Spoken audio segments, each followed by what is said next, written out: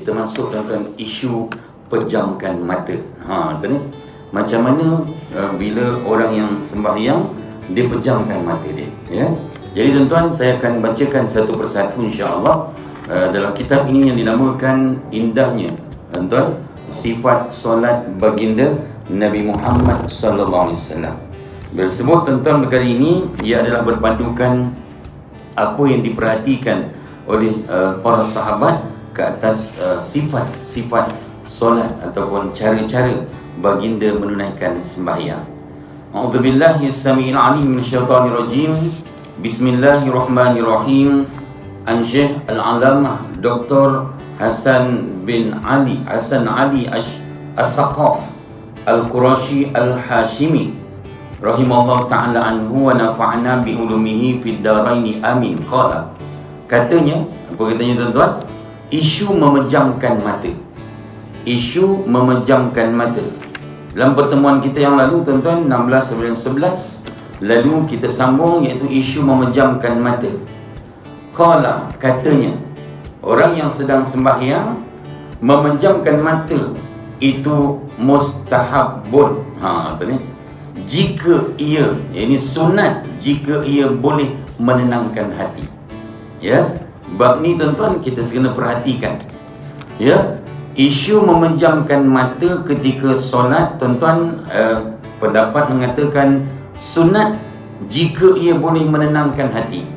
Sebab ada orang tuan-tuan, dia tak tenang hati dia dalam solat dia, dia tak khusyuk kata dia tuan-tuan, bila dia tak pejamkan mata. Tapi kita tengok juga tuan-tuan bagaimana, dan ia tuan-tuan membantu melahirkan kehusyukan dan membantu merenungi makna yang dibaca dalam solat, sama ada ayat Al-Quran maupun zikir yang lainnya, ya.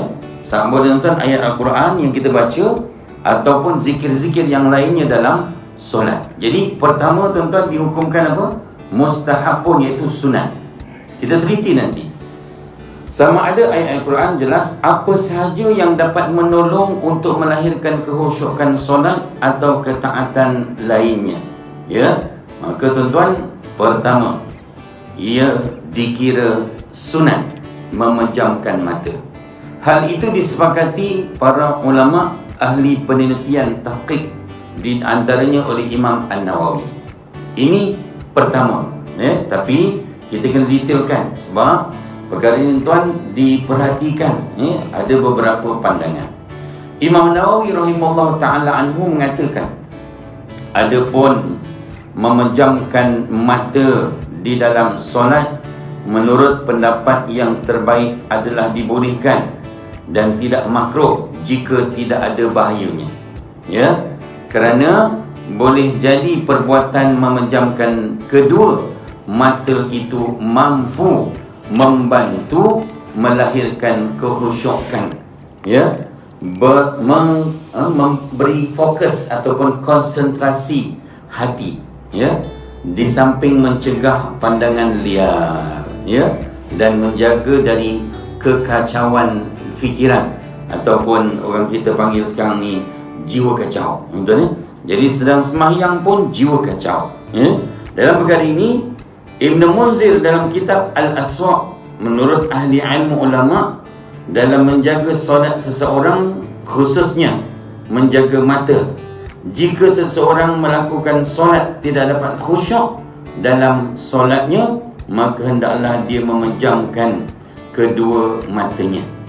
Akan tetapi hukum asal, iaitulah hukum asal bagi mereka yang solat memejamkan mata itu dihukumkan makruh. Ya, yang ni kita memang dah pelajari satu ketika dahulu di sekolah agama lagi tuan-tuan, kemudian di peringkat sekolah menengah dan sebagainya, maka memejamkan mata ketika solat adalah makruh. Tetapi ia tuan-tuan dikuraikan oleh Imam An-Nawawi, andai kata orang tu memang dia kalau tak pejamkan mata dia tak boleh khusyuk, maka di situ disunatkan baginya kerana mendapatkan khusyuk.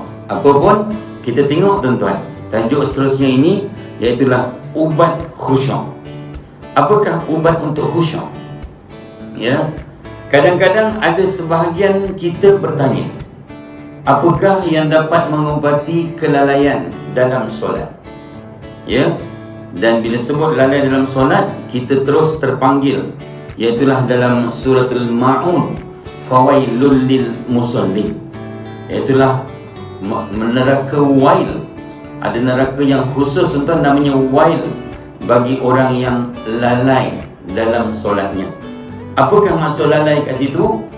Ni tadi. Yang ini dah dikupas oleh para ulama. Ustaz-ustazah pun dah banyak kali cakap, ya, dalam rancangan televisyen, juga radio dan sebagainya, dalam ceramah demi ceramah, Maulid Rasul dan sebagainya, tuan-tuan.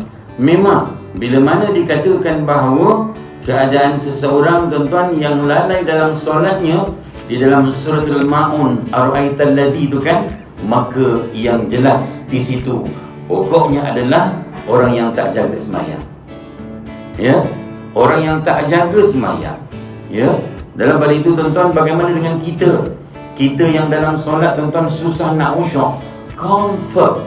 Saya, tuan-tuan, banyak kali dengar ceramah dan juga majlis ilmu yang disampaikan oleh tok-tok guru, juga waktu di Mesir dahulu, dan juga, tuan-tuan, kalau di Mekah tu kan ada satu bahagian tu dulu, tuan-tuan, disampaikan oleh apa, tuan-tuan, Al-Mandili, tuan-tuan, ya, yang disebutkan Abdul Qadir Mandili. Kemudian kalau di Masjid Nabawi, tuan-tuan, kat mana?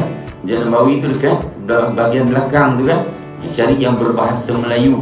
Banyak bahasa, tuan-tuan, ada bahasa India, ada bahasa apa, tuan-tuan, ya, Arab, kemudian dan sebagainya, ada juga bahasa Melayu Indonesia yang diajarkan oleh pelajar yang telah diberikan tauliyah oleh kerajaan Saudi di Masjid Nabawi, dibenarkan untuk menyampaikan ilmu.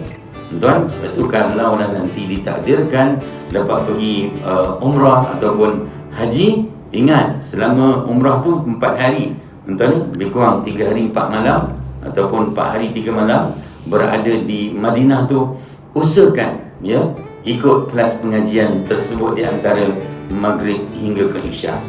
Kemudian, tuan-tuan, dalam perkara ini, mereka yang disebutkan di situ menyatakan bahawa keadaan seseorang apabila dalam solat, tuan-tuan, ulama-ulama ni pun dia kata apa, aku terus teranglah cakap. Maksud saya ingat lagi waktu di Mesir, bila ada di kalangan tuan-tuan, sahabat-sahabat yang duduk dalam majlis ilmu tu ditanya, ya Syekhuna, wahai syekhku, wahai tok guruku, ya, macam mana ya, kaifa, bagaimana, cakap orang, dan saya ringkaskan, macam mana ya aku ni nak dapat khusyuk dalam solat, ya, aku dah usaha tapi aku rasa macam tak khusyuk lagi, tuan-tuan. Apa jawab Syekh, tuan-tuan? Engkau berusaha untuk khusyuk, itu sebenarnya engkau telah capai tahap untuk khusyuk. Dan aku sendiri mengakui bahawa peratus khusyuk dalam solatku masih tidak lengkap. Maksudnya dia tak dapat lagi 100% khusyuk dalam solat. Maksudnya apa, tuan-tuan? Orang yang alim, orang yang warak tu pun dia belum capai 100%. Mungkin pada kita menganggap itulah orang yang hebat, orang yang berilmu, orang yang rendah diri, orang yang banyak amalnya, tuan-tuan. Dia sebenarnya dah sampai pada kita kan, dia pun dah sampai, tapi dia saja cakap dia belum capai 100%. Sebab apa? Sikap rendah dirinya. Bagi kita macam mana? Kita kena terus berusaha, sebab nak capai tahap khusyuk tu memang agak sukar. Tetapi malam ini kita ambil sedikit panduan yang diajarkan oleh baginda Nabi Muhammad SAW, dan apa pula teknik dan cara untuk mengkhusyukkan solat. Bagaimanapun dalam kitab yang dikarang, kami juga merasa menderita jika berterusan tidak dapat memfokuskan hati ketika melaksanakan solat. Kita akan rasa tertekan, kita akan rasa risau, tetapi kita pegang dua konsep ni. Dalam kita beramal, dalam kita beribadah, pegang dua konsep ni. Pertama, kita takut Allah tak terima amalan kita, tetapi dalam masa yang sama kita mengharap Allah terima amalan kita. Sembahyang kita, doa kita, kita takut Allah tak terima, dan tuan, doa kita. tapi dalam masa yang sama kita mengharap Allah terima doa kita, maka tenanglah jiwa kita, dikatakan oleh para ulama. Untuk itu tuan-tuan, dinyatakan bahawa menjawab pertanyaan dan memenuhi keperluan kita sebenarnya tuan-tuan, untuk mengatakan bahawa yang pertama, ubat untuk khusyuk dicadangkan, iaitulah setiap orang yang biasa melakukan solat hendaklah tuan-tuan mempelajari ilmu dalam fiqh ataupun fiqh ibadah solat. Ya, itu yang paling penting, pertama kuncinya. Maksudnya apa? Biar dia belajar tentang bab solat, lalu dia yakin dan dia tiada keraguan, kemudian dia betul-betul tuan-tuan rasa apa yang dibuat ni dah betul dalam solatnya. Kenapa? Sebab dia tahu syarat-syarat sah dan rukun dalam solat. Kemudian mengetahui pula apa yang membatalkan sembahyang. Ya, apa yang membatalkan sembahyang tuan-tuan. Baru ni ada satu artikel dan saya pun kongsikan tentang artikel tu berkenaan dengan orang yang batuk, orang yang bersin, orang yang menguap tuan-tuan, dalam sembahyang, batal sembahyangnya. Ketika bila? Ketika dia melakukan perkara yang wajib, iaitulah membaca surah Al-Fatihah. Macam mana? Contoh dia baca A'udzubillahi minasyaitonirrajim, tak masuk. Daripada bismillah sampai waladdallin, dia baca bismillah, tiba-tiba terbatuk ataupun terbersin. Bismillahirrahmanirrahim, tak boleh, batal. Sebab bismillah itu terputus disebabkan bersin atau menguap. Alhamdulillahirabbil alamin, batal sebab dia punya bacaan tu terpisah disebabkan menguapnya tuan-tuan. Begitu juga dengan batuk tuan-tuan. Contohnya Alhamdulillahirabbil alamin, tak boleh. Dia kena ulang semula. Alhamdulillahirabbil alamin. Cerita buat batuk ni tuan, saya teringat pula malam Ahad yang lepas, waktu malam Ahad saya punya jadual di Masjid Al-Yahya mantan. Tapi lepas sembahyang maghrib tu, takdir Allah, insan yang setiap kali kuliah saya dia lah yang menghantarkan air tuan. Allahyarham Tuan Haji Ibrahim bin apa tuan-tuan, lupa namanya, Tuan Haji Ibrahim, yang mana tuan-tuan dia meninggal dunia sejurus selepas solat maghrib. Kemudian baru berzikir sikit tentang astagfirullahaladzim bersama imam, batuk dan terus rebah. Tapi disahkan meninggal bila ambulans bersama dengan paramedik datang tuan-tuan. Indahnya kehidupan dia. Orang yang baik tuan-tuan, dia lah orang yang pertama buka masjid setiap hari, setiap waktu.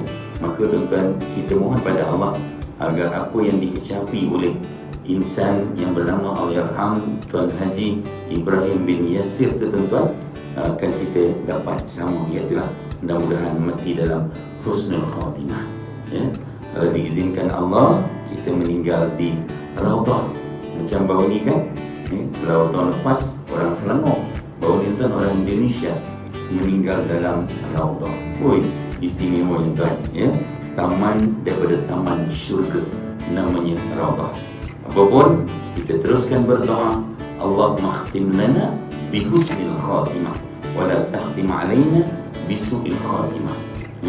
Dan Allah, matikanlah aku ataupun akhiri hidupku dalam keadaan yang baik, jangan kau akhiri hidupku dalam keadaan yang buruk. Maka tuan-tuan, kita mohon pada Allah dengan bersungguh-sungguh. Sambung lagi. Kemudian dalam perbuatan membatalkan solat atau membatalkan sembahyang dan mengenal segala amalan sunat dalam solat. Pendek kata, dia mengetahui segala hukum dan ketentuan yang berkaitan dengan solat. Maksudnya apa? Dengan sebab kita belajar kan, dengan sebab kita belajar tuan-tuan, maka kita tahu segala hukum dan kita tahu tuan-tuan ketentuan yang berkaitan dengan solat, daripada tuan-tuan rukun sembahyangnya, daripada wajibnya tuan-tuan, kemudian perkara yang membatalkan sembahyang ada berapa? 13. Kalau tak masuk tuan-tuan, maka tidak batallah sembahyang kita. Ya, tapi tuan-tuan kalau 13 tu ada, contoh tuan-tuan dah terkentut. Terkentut nanti pernah berlaku tuan-tuan. Ya, dua perkara je saya bawa. Benda ni pelik tuan-tuan. Pelik sangat pada saya. Ya, bila mana seorang bertanya, "Ustaz, saya pernah Ustaz sembahyang terkentut, tapi saya teruskan je." Sebab apa? Bukan selalu kentut dalam sembahyang gitu. Bukan selalu Ustaz, sekali je tu contohnya. Yang lagi satu tuan-tuan ni saya cerita, tuan-tuan mungkin pernah dengar, tapi kalau tak pernah dengar saya minta maaf. Ya, tapi alhamdulillah, ya, hamba Allah ni dah berubah. Tuan-tuan tahu, ya, dia dah bertahun tuan-tuan, dah bertahun dia sembahyang tarawih. Dia sembahyang tarawih tuan-tuan, dia buat benda ni. Tiba-tiba satu hari tuan-tuan, ada satu jemaah tu dia rapat dengan saya, "Ustaz, minta tegur Ustaz, pakcik tu kenapa? Dia tengah sembahyang tarawih Ustaz, saya perasan bunyi gula-gula dalam mulut dia." Rupa-rupanya betul. Ya, sebelum sembahyang tuan-tuan, dia buka gula hex tu, tuan-tuan, dia masuk dalam mulut makan. Ya, dan saya tanya dia, akhirnya saya jumpa lah direct tuan-tuan, buah-buah. Haji banyak sampah gula hex dalam dia punya kocik. Tu lah Ustaz, saya tak boleh Ustaz kalau sembahyang tarawih ni tak makan gula hex, ngantuk gitu. Tengok tuan-tuan, dia sembahyang makan gula hex. Makan gula hex tuan-tuan, Allahu Akbar tuan-tuan. Makanan ni rupa-rupanya dah lama dia buat. Saya pun cakap dengan dia, "Pakcik, batal sembahyang. Kalau sebelum ni tak tahu, dimaafkan." "Oh gitu Ustaz." Saya ingatkan kalau hilangkan ngantuk boleh makan gula hex. Subhanallah tadi. Baik, kita makan asam pedas. Dan kemudian, jika seseorang mengetahui semua perkara yang semestinya dilakukan dalam melaksanakan solat, sama ada rukun, ingat tuan-tuan ni dalam sembahyang ni kita belajarkan dalam kitab fiqh solat. Maka tuan-tuan kita belajar benda ni semua. Ada rukun, ada syarat yang membatalkan dan sunat-sunatnya. Tuan ni ada sunat-sunatnya. Maka pasti akal fikiran akan sibuk memikirkan hal-hal tersebut dan terfokus ataupun konsentrate hati kita. Ini kita nak tuan-tuan. Dan sembahyang kita betul-betul fokus. Kita dah tak fikir benda lain. Ya, tu yang kita nak capai tuan-tuan. Allahu Akbar. Kita tengok macam mana baginda Nabi SAW. Sahabat tengok tuan-tuan, kaki Nabi sampai bengkak. Kenapa? Sebab Nabi solat. Biasanya kalau solat sunat lah. Kalau solat fardu tuan-tuan tidak. Biasa solat fardu tuan baginda pendekkan. Kenapa? Di belakang tu tak tahu. Mungkin ada orang yang tak boleh diri lama, ataupun orang yang tuan-tuan ada sakit tuan-tuan kan, ataupun ada orang yang ada urgent, ada kerja tuan-tuan kan, terutama fardu subuh kan, mereka yang nak bekerja ke tempat kerja. Lalu dalam Nabi solat bersendirian, baginda akan solat lama dalam keadaan khusyuk dan terkadang-kadang membengkak kakinya. Kita tuan-tuan bukan ada nyamuk pun. Kalau ada nyamuk tu mungkinlah tuan-tuan kan, tapi bau gatal sikit tuan-tuan dah garu sana, garu sini tuan-tuan. Hati dia. Kenapa? Kerana di situ belum capai tahap khusyuk kita. Ya, maka dalam perkara ini kita kena usahakan sedaya upaya kita. Bagaimana sekalipun tuan-tuan, kita kena cari jalan macam mana kita boleh khusyuk dalam solat. Ya, sampai tuan-tuan, ya, anak menangis kat sebelah tuan-tuan, kita masih boleh fokus lagi kan. Tuan kan. Dan kemudian ada buat kanak-kanak main kat belakang tuan-tuan kan, dia boleh selambut tuan-tuan, terus je semayang. Dan orang buat kerja apa-apa dia tak kisah pun. Maka ketika itu memang dia fikirkan bab solat. Berbanding dengan orang yang tak faham, orang yang tak ada konsentrasi, tak ada khusyuk dalam solat, terkadang-kadang tuan-tuan, ya, mereka yang baca Al-Quran perlahan tu pun dia tak boleh tuan-tuan, terganggu katanya. Kita tuan-tuan kalau betul-betul khusyuk, dalam bab ini diterangkan apa sahaja berlaku kat sebelah kita, kita dah tak hiraukan. Kerana apa? Kerana kita masa tu memang berdepan dengan Allah Subhanahu wa Ta'ala. Yang kedua, cara nak khusyuk dinyatakan bagaimana? Hendaklah dia bangun pada malam hari untuk melaksanakan solat 4 rakaat atau lebih, yang dikenali dengan sebutan solat tahajud. Jadi bagaimana kalau orang ni tuan-tuan nak berlatih, kita khususnya nak berlatih khusyuk dalam solat, maka dianjurkan oleh baginda Nabi SAW, kita kena latih bangun malam untuk solat tahajud. Sebab apa? Sebab apa tuan-tuan, bila kita biasa dengan solat tahajud, ketika itu tuan-tuan kita dah biasa dengan suasana yang tuan-tuan senyap kan, sunyi kan, apa yang dilakukan oleh baginda Nabi Muhammad SAW. Lalu di situ melatih kita bagaimana nak khusyuk dalam solat. Sebab masa tu kita dah biasa, tak ada orang bising kan, yang ada pun tidur tuan-tuan. Cuba dengar lagu-lagu dalam apa tuan-tuan? Ya, dalam dengkuran yang istimewa kan.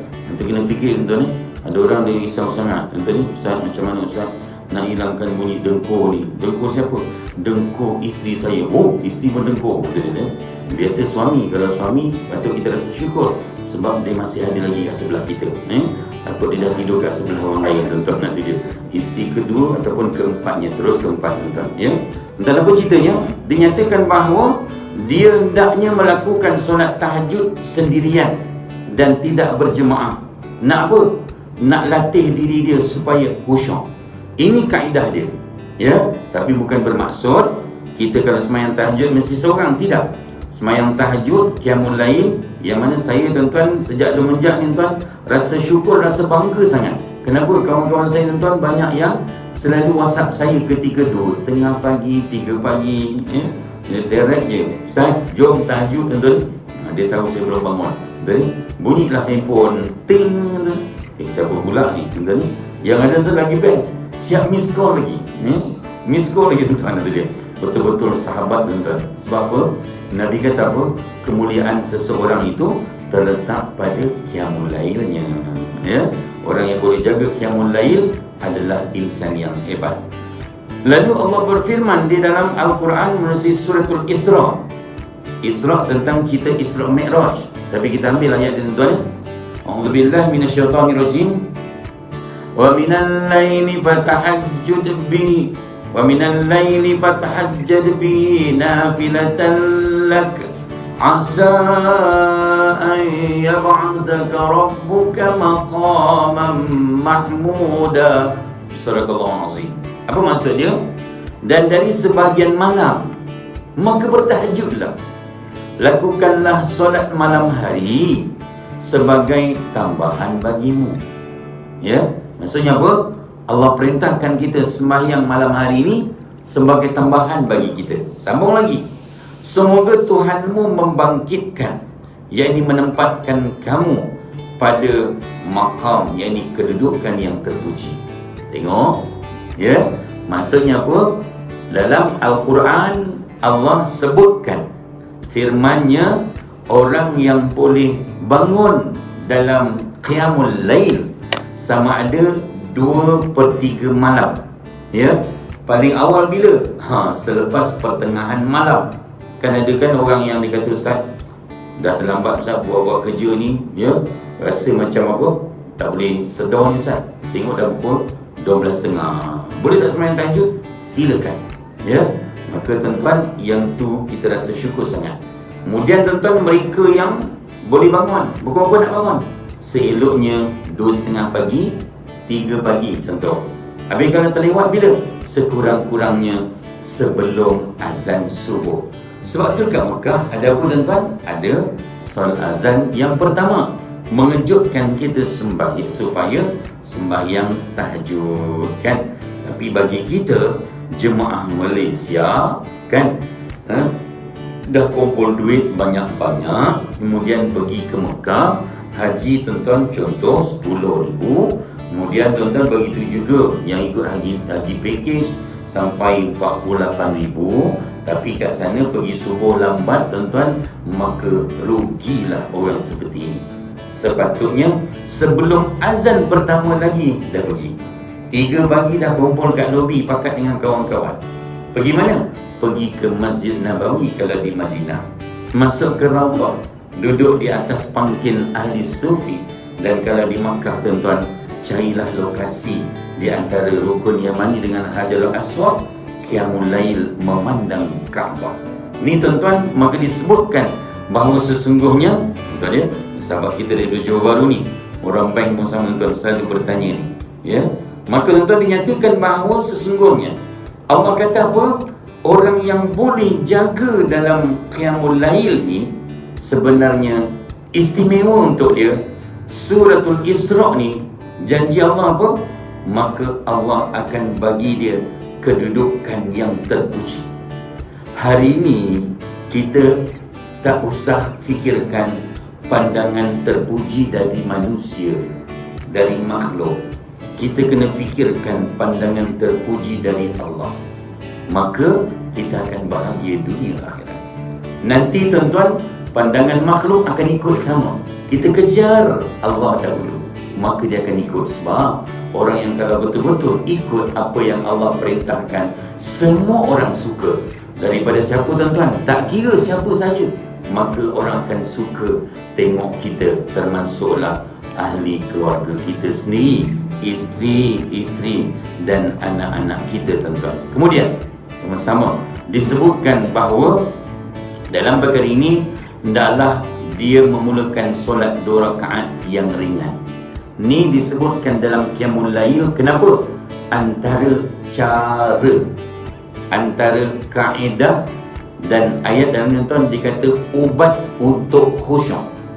Antara ubat untuk khusyuk tuan yang kedua ni apa? Qiyamul Lail istiqamahkan. Apa nak buat? Bangun Qiyamul Lail setelah kita berwuduk. Ingat, kalau masih mengantuk ketika berwuduk, masukkan air dalam lubang hidung, yang merupakan perkara sunat dan sunnah Nabi. Masukkan air dalam hidung dan juga dalam mulut dan berkomor-komor. Dalam bahasa Arab dinamakan al-madmadah wal instinsyaq. Ya, tuan, betul. Ni kita kejar akhirat, dunia akan kejar kita, subhanallah. Al-madmadah wal istinsyaq, berkomor-komor dan masukkan air dalam hidung tuan. Diberitakan bahawa pengalaman kita sendiri, kalau kita masukkan air dalam hidung tuan, biasanya mengantuk tu kan akan hilang, dan kebiasaannya itulah yang berlaku di lubang hidung ni. Adanya syaitan yang bergayut, akhirnya susah nak bangun Qiyamul Lail. Tuan-tuan, dinyatakan bahawa bangun solat 2 rakaat yang ringan demi mengikuti sunnah baginda Nabi Muhammad SAW. Ingat, dalam kita Qiyamul Lail, kita kena niatkan aku ikut sunnah Nabi. Ya, kita bangun tuan-tuan, bukan bangun untungnya dapat bangun, syukur rasa dapat bangun. Kita tuan-tuan kan, bila boleh sedar kan, alhamdulillah sedar ni tuan-tuan. Subuh sama, alhamdulillah subuh sedar 5.30. Ya, 5.30 tuan-tuan, paling 5 tuan-tuan kan, 5 subuh tuan-tuan, sedar tuan-tuan. Ya, yang paling malam tuan, subuhnya tengok dah pukul 7. Itu namanya tuan subuh apa? Subuh gajah. Kalau sampai pukul 10, subuh dinosaur namanya tuan. Kemudian dinamakan bahawa sebab subuhnya dah besar sangat. Kemudian tuan, jika baginda bangun pada sebahagian malam untuk melakukan solat. Tengok, baginda tuan-tuan sebahagian malam Nabi bangun. Ya. Kemudian tuan-tuan Nabi lakukan solat. Oh, istimewanya baginda membuka solatnya itu dengan solat 2 rakaat yang ringan. Apakah dia solat 2 rakaat yang ringan? Dalam hadis yang dinyatakan dalam riwayat an Sayyidatina Aisyah, an Sayyidina Abi Hurairah radhiyallahu anhu, qala Rasulullah sallallahu alaihi wasallam, idza qama ahadukum minal lail falyaftatih salatan bi rak'ataini khafifatain atau kama qala. Diriwayatkan daripada Sayyidina Abu Hurairah radhiyallahu anhu bahawa baginda Rasulullah SAW bersabda, jika salah seorang kamu bangun pada sebahagian malam, tadi Nabi sebutkan di sini, maka hendaklah dia membuka solatnya dengan melakukan solat 2 rakaat yang ringan. Apakah dia tuan-tuan? Ada pertanyaan ni. Kalau waktu tahajud tak perasan ada kesan air liur waktu tidur di pakaian, adakah sah solat kita? Ya, selalu berlaku waktu tahajud ataupun subuh, sebab bangun terus ambil wuduk terus solat, kan? Jadi sebaiknya kalau seandainya kita tuan-tuan nak sembahyang tu, kita kena perhatikan dahulu pakaian kita tu kena tak dengan air liur basi, tuan-tuan kan? Kalau kena, tukarkanlah. Ya, kita pun sendiri rasa tak selesa dalam keadaan tersebut, memang tidak bersih diri kita ketika itu. Kita sambung. Seseorang tuan-tuan dinyatakan bahawa solat 2 rakaat yang ringan dapat membiasakan diri melakukan ibadah tersebut, insya-Allah. Kalau dah biasa tuan-tuan solat 2 rakaat, ya, kemudian bangun di tengah malam, dah biasa, insya-Allah hatinya akan hadir. Masa tu orang lain tak tengok, memang dia terus fokus pada Allah. InsyaAllah orang macam ni tuan-tuan, dalam apa saja solat, ketika orang sibuk sekali tuan-tuan, orang ramai sekalipun, dia akan hadir hatinya, konsentrasi, dan solatnya pun khusyuk dengan izin Allah Subhanahu wa Ta'ala. Dan selebihnya, hendaklah tuan-tuan dalam diri kita, supaya kita tahu seperti yang ada tuan-tuan dalam kitab ini, sifat solat baginda Nabi Muhammad SAW. Kita terus bermohon pada Allah dengan penuh kesungguhan agar diberi taufik ataupun kekuatan dalam melakukan ibadah yang terbaik. Hari ini tuan-tuan, kita pun selalu tengok dekat TV yang ada pada tuan-tuan kan, maka kita dah tengok apakah grade sembahyang kita. Kita dah boleh kaji, dah boleh nilai sendiri apakah grade solat kita. Adakah grade kita biasa-biasa tuan-tuan? Tidak. Hari ini kita kena usahakan biar grade sembahyang kita ni dah meningkat. Kalau dulu mungkin grade apa tuan-tuan, paling bawah sekali Z tuan-tuan, melampau now. Z tuan-tuan, naik X tuan-tuan, Y tuan-tuan, Y, X tuan-tuan, naiklah. Hari ini mudah-mudahan dah sampai grade A. Amin ya rabbal alamin. Ya betul tuan-tuan, kita sebenarnya soalan tadi kan, yang mana ada sahabat kita yang bertanya, iaitulah Encik Ahmad Faisal Yusof, yang terbaik.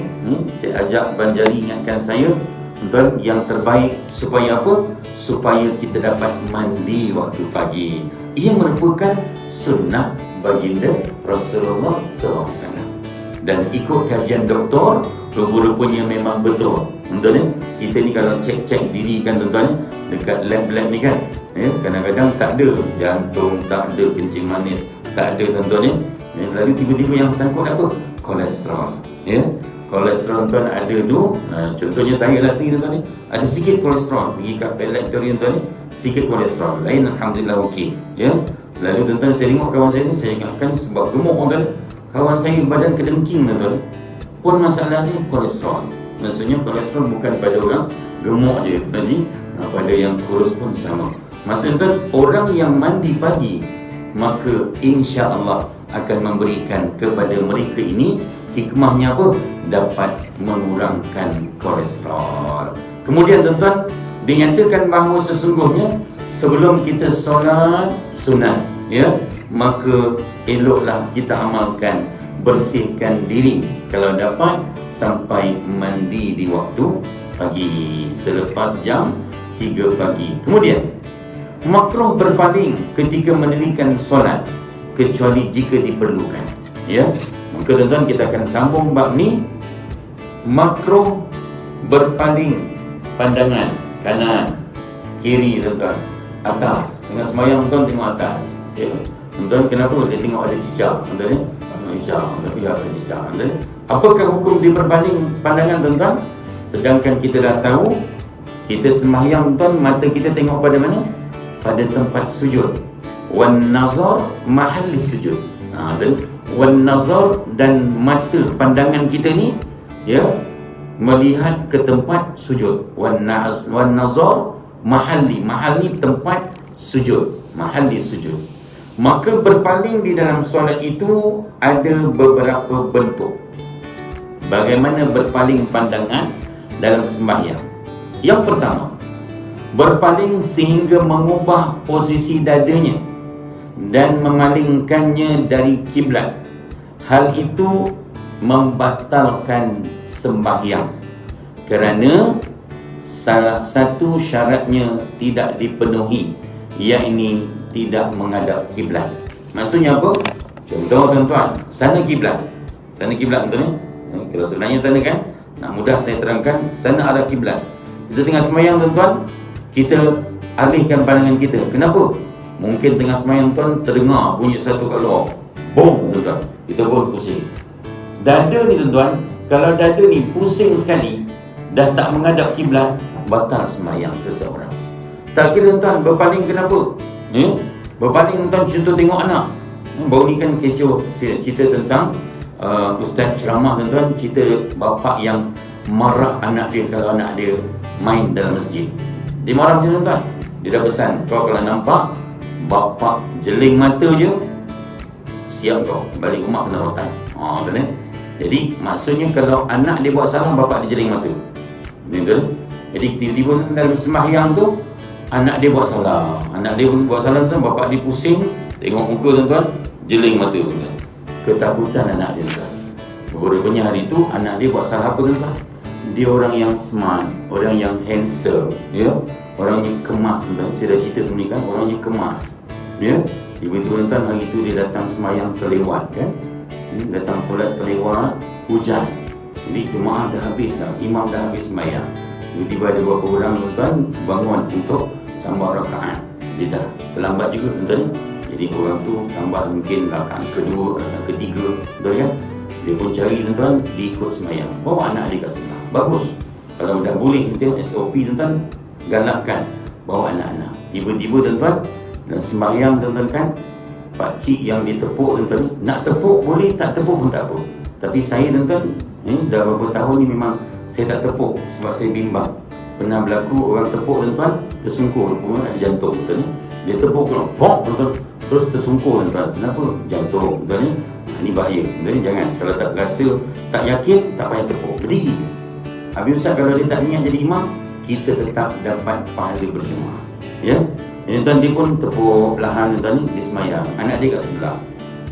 Pakcik jadi imam tuan. Jadi bila semayang tuan, rukuk, tidak, sujud, duduk atau sujud. Sujud lagi tuan. Rupa-rupanya dia rakaat ketiga. Masuk rakaat keempat tuan, berdiri.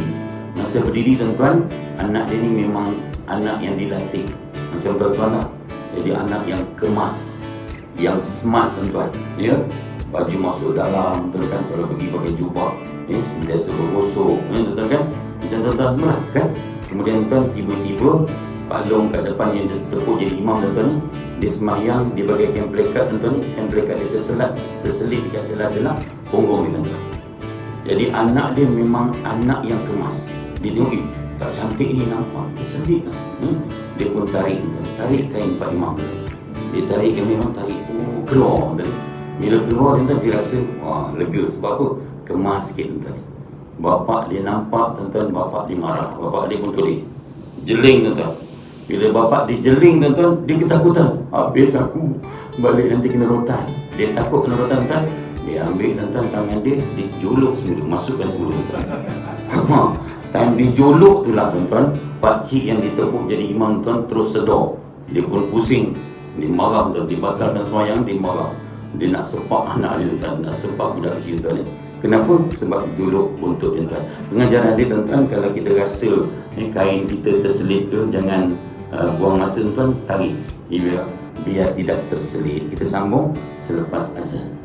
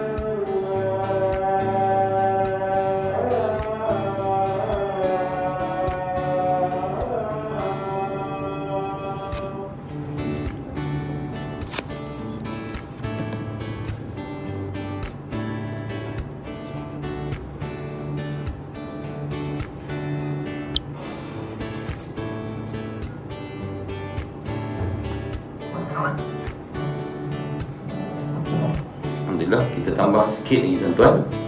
Iaitulah dikatakan bahawa andai kata dia berpaling sehingga berubah arah dada dia ni, dada ni dah tak menghadap kiblat, ya, maka tuan-tuan terpesong sikit je, batal dah sembahyang dia. Kalau tuan-tuan dia berubah, yang kedua ni lain pula, berpaling yang tidak mengubah posisi dadanya dengan sembahyang ni kan, yakni hanya menoleh dengan sedikit gerak leher dan melihat dengan hujung matanya selayang pandang. Ya, tuan-tuan, dia menoleh dan tengok dengan mata dia. Menoleh tuan-tuan, tengok dengan mata dia. Ya. Tapi tuan-tuan dia tidak menggerakkan badannya, dada dia tak bergerak. Maka ketika itu dinyatakan berpaling seperti ini tidak membatalkan solatnya. Hanya jika dia menggerakkan lehernya dari 2 kali berturut-turut, maka hal itu dapat membatalkan solat kerana merupakan pekerjaan yang banyak di dalam solat. Setengah sembahyang tuan-tuan, dia toleh kanan, kemudian toleh kiri pula, maka batal. Dia toleh kanan, toleh kiri. Tuan-tuan, kanan, balik, kanan, tuan-tuan, balik, kanan, balik, kanan, balik, tuan-tuan. Perbuatan tu membatalkan sembahyang dia. Tapi tuan-tuan, kalau dia toleh sekali, berhenti, kemudian tarik balik, tuan-tuan, maka yang tu tidak membatalkan sembahyang dia. Ya. Jadi pertama, kalau dia toleh tuan-tuan, dada tak bergerak, dada tetap, dia toleh gini je. Jadi dia akan mampu melihat tuan-tuan keadaan yang macam mana, yang ada di sekitar mata yang memandang. Dia tidak jauh tuan-tuan. Kalau sampai pusing dada sampai ke belakang boleh kan, tuan-tuan? Yang macam tu batal, sebab dada dia dah berubah. Tetapi sungguh pun begitu, andai kata digerakkan tuan-tuan, dada tak bergerak, dada masih statik, tetap, tetapi pergerakan tuan-tuan berulang, ya, berulang, maka batallah sembahyang dia. Samalah macam anak-anak kita tuan, ketika rukuk kemudian i'tidal.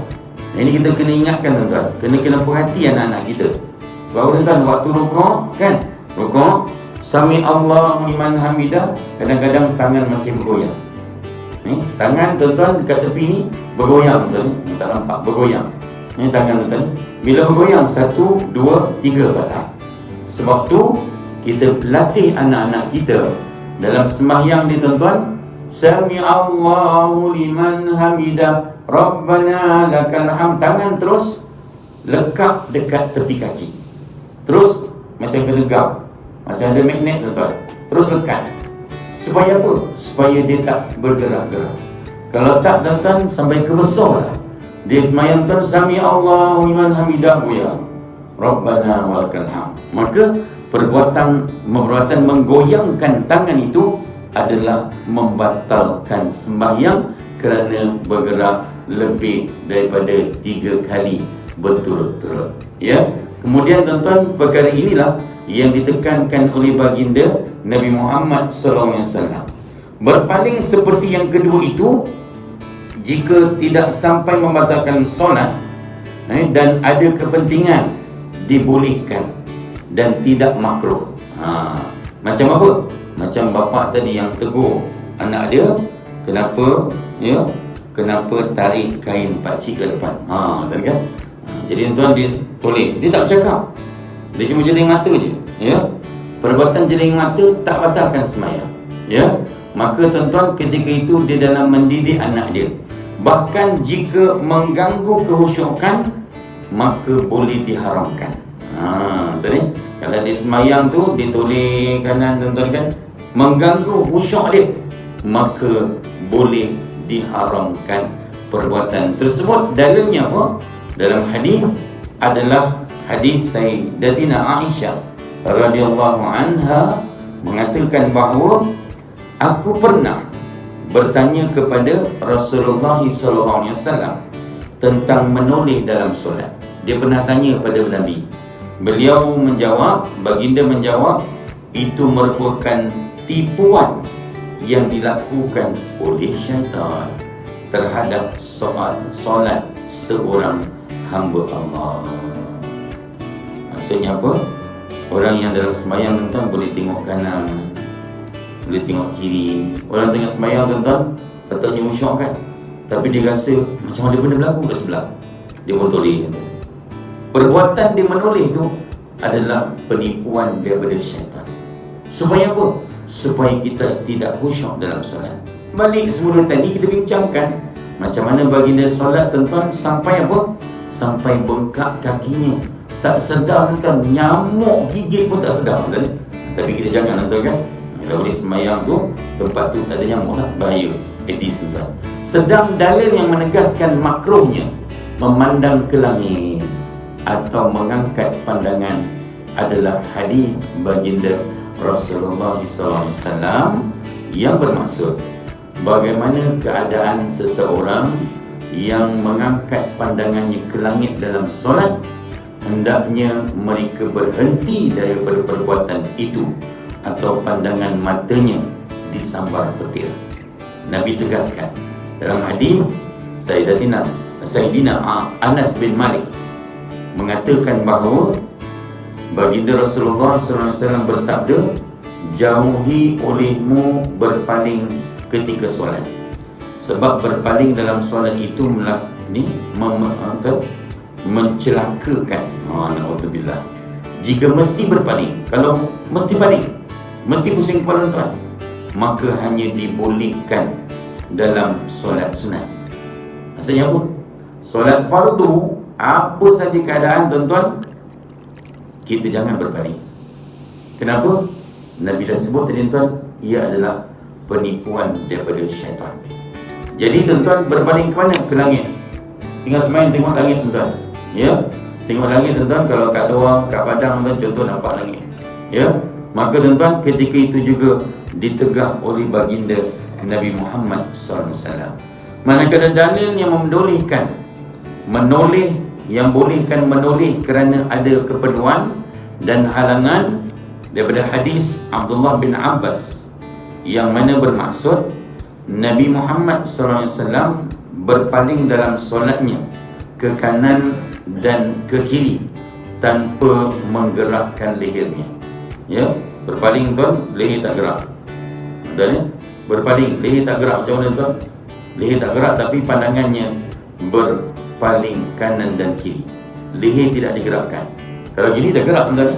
Jadi itulah yang dilakukan oleh baginda mengenai sebab berpalingnya Nabi Muhammad. Ini dijelaskan dalam hadis yang mana baginda bersabda, tuan-tuan, iaitulah dalam perkara ini kita habiskan sedikit.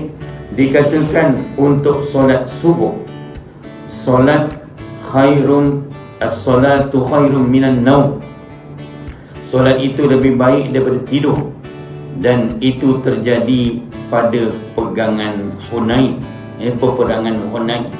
Lalu Rasulullah SAW melakukan solat seraya menoleh ke bala tenteranya ataupun asy'abu.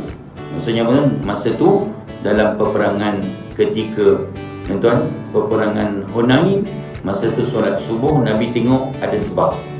Maksudnya memang ketika itu mesti, tak boleh tidak, Nabi tengok kepada tenteranya. Tolehlah Nabi.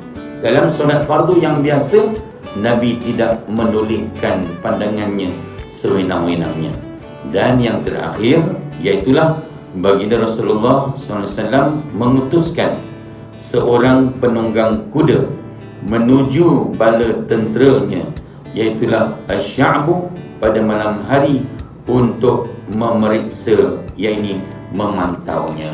Dalam perkara ini baginda jelaskan kepada kita bahawa perbuatan menoleh pandangan dalam sembahyang fardu maka perlu kita elakkan, kecuali dalam keadaan yang kritikal mesti kita toleh, seperti mengundang bahaya sebagaimana yang dilakukan oleh baginda Rasulullah SAW ketika dalam peperangan Hunain. Lalu bagi kita, seboleh-bolehnya dalam solat fardu elakkan menoleh ke arah lain.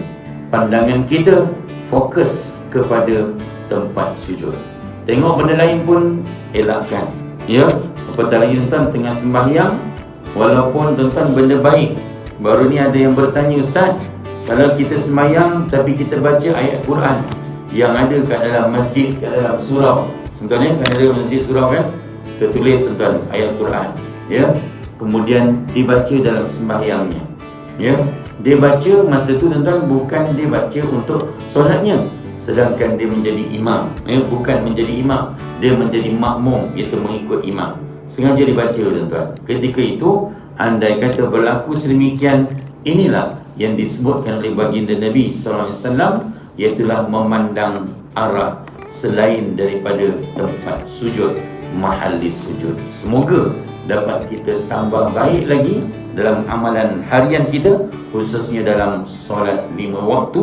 Kerana apa tuan-tuan? Kita nak kejarkan grade sembahyang kita ini sampai ke tahap yang disebutkan seperti amalan baginda Rasulullah SAW. Wallahu a'lam. Setakat tu tuan-tuan, saya buka pada soalan mereka ada. Silakan. Kalau kita tengah sembahyang baca Fatihah, Ya. batuk, kita perlu ulang ayat itu saja ataupun keseluruhan? Ayat itu saja. Contoh, dah nak sampai habis dah. Siratal ladzina an'amta, contoh ni. Siratal ladzina an'amta alaihim tawid. Dia kena ulang siratal ladzina.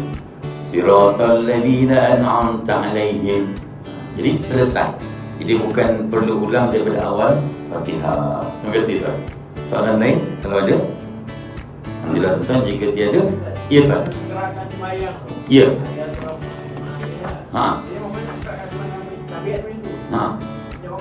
Ya. Adakah tabiat memang tak boleh ubah? Oh ya, minta maaf ya. Kalau anda kata tabiat memang tak boleh ubah, dimaafkan.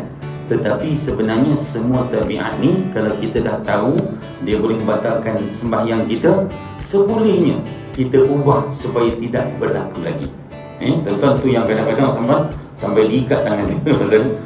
Sampai macam tu tuan, tapi tak adalah sampai buat macam tu. Kita betul-betul genggam dalam hati ni, betul-betul aku tak nak lagi.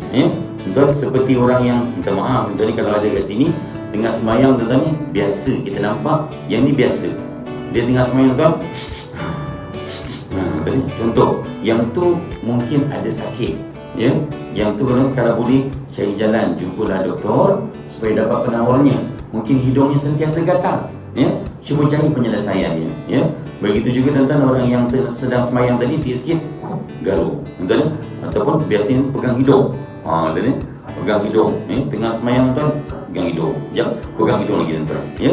Kalau tidak berulang kali, 3 kali perbuatan besar betul-betul tidak batalkan sembahyang.